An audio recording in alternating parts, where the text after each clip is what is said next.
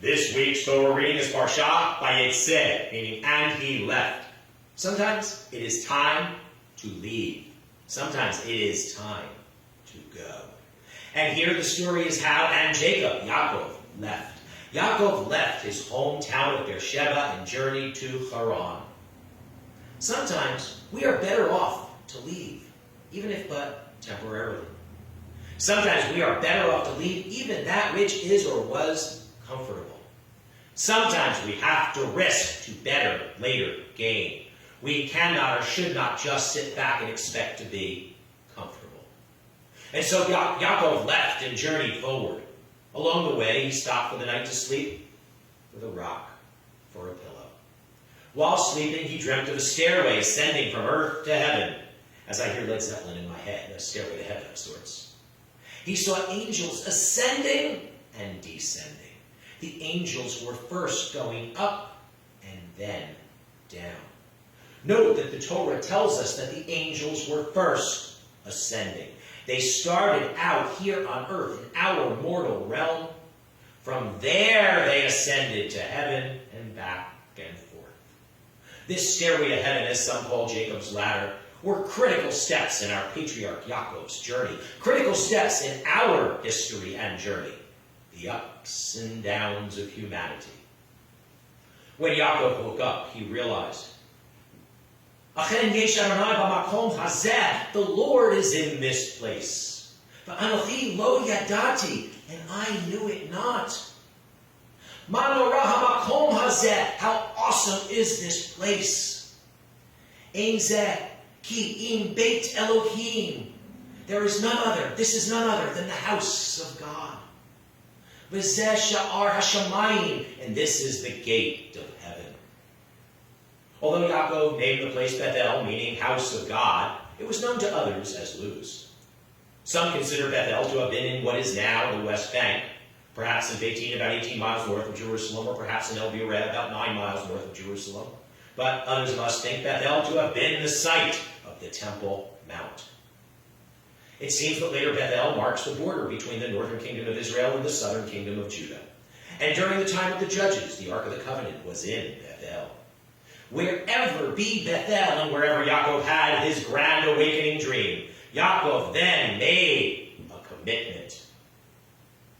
Im yeh Elohim imadi, if God will be with me. Ushmarani b'derech hazeh, asher anochi holech, and will watch over me on this journey. V'shavti b'shalom El Beit Avi, so that I may one day return safely to my father's house in peace. V'haya Adonai li Elohim, then the Lord will be my God. V'ha'even hazot, and this stone. Asher shamti matzeva, which I have set up as a pillar. Yiyeh Beit Elohim, shall be God's house. V'chol asher titen li, and everything that you have given me. Asher asrenu lach, I will be sure to give 1/10 back to you.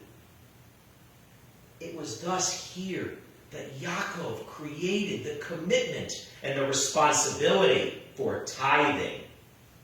From this, later, we are commanded to tithe. We are to follow Yaakov's example. We are commanded to give 1/10 at least of what we earn. All that we have is not ours anyway. What we have is just provided to us for now from God. And we should each commit to giving at least 1/10 to help our religious institutions, to help connect others more with God, to help with the needs of others and our world, to bring better values into our world, to bring about a better world. Earlier in Bereshit, we do learn that after rescuing Lot, Abraham gave Melchizedek 1/10 of what he obtained from the battle. But Yaakov's promise to give God 1/10 of everything is the first mention of tithing to our religious institutions, to God. Our responsibility to sow tithe becomes an important responsibility and commitment to our people, and is later mentioned in Vayikra, Shmot, and Devarim. It is so important to realize, so important to see the perspective that none of what we have is actually ours. Everything we are blessed to have is just that, a blessing. No one should just expect. No one should just sit back. We each have to do our part, and we can be so blessed. But we need to appreciate our blessings and use our blessings for good. We are blessed to be able to have what we have right now for now. But it is not actually ours. It is God's. We have what we have because of God. And to give but 1/10 back to God each year is not unreasonable. It can help us build better understanding and perspective. We are but mere mortals. Our time here in these mortal lives we are now living is finite. Ultimately, each of our time will come. Some of us look at it as that someday the time will come when we will meet our Maker, and we will then have to answer and be able to answer for how we lived. Did we take what we could get just for ourselves? Did we live lives of greed and selfishness?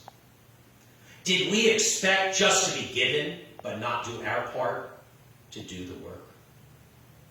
Or did we work hard? Were we responsible? Did we do our part in this world? And did we recognize and appreciate our blessings? Did we give credit where credit is due? Did we connect with God? Did we learn Torah and try to live by Torah? Did we set a good example for others to follow? Did we help others connect with God? Did we tithe and help others sow?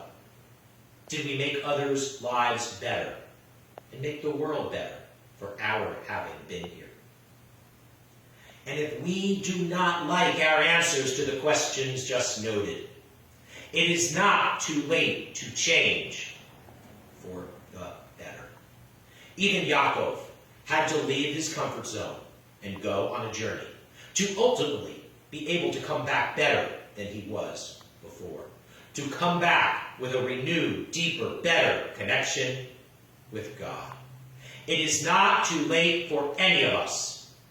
And I will leave you with that to ponder as I wish you Shabbat Shalom.